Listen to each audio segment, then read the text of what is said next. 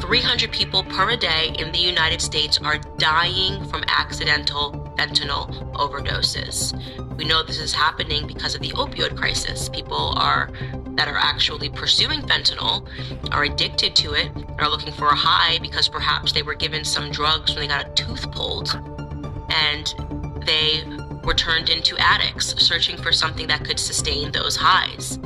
I don't know how to communicate this message more effectively than to simply say that we now live in a society where your children and you cannot experiment with drugs.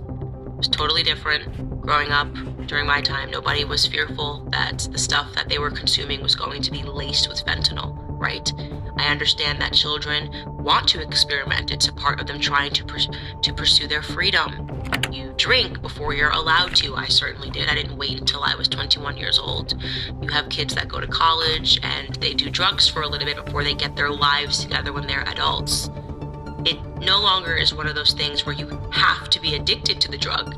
You can just be experimenting for your first time, as many people are, and you can drop dead and have your entire life taken away from you.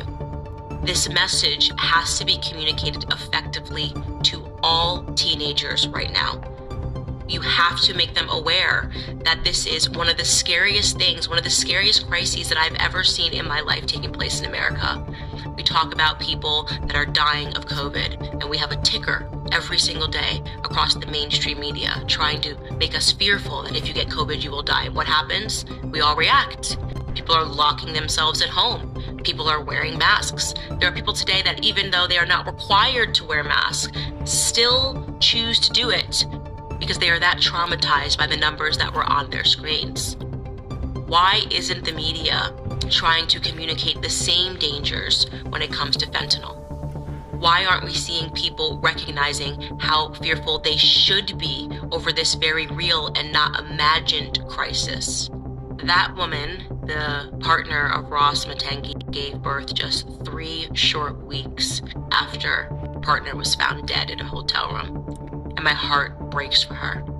You can't even imagine what she went through, having to experience the juxtaposition of emotions. At first being so elated that her son was brought into the world, a healthy baby boy, but then realizing the tremendous sadness that her son will never know his father because of a quick decision that took place in a hotel room. Her entire life is forever changed. Her son's life is now forever changed. As I said, this is happening all across America, and it seems that the mainstream media is not impressing